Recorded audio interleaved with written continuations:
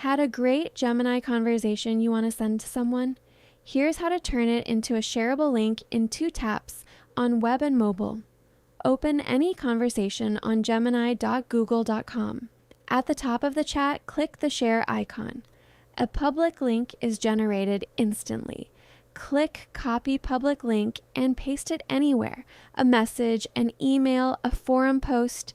You can also share directly to social platforms from the same dialogue.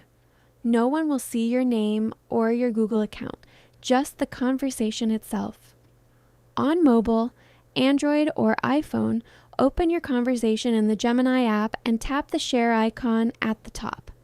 Same result, your public link is ready. Tap Copy Public Link and paste it wherever you need it.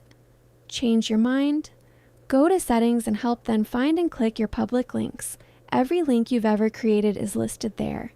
Click Delete icon next to anyone and it's gone. Anyone who had the link won't be able to open it anymore. That's it. Share icon, copy the link, paste it anywhere. And if you need to take it down, your public links are all in Settings.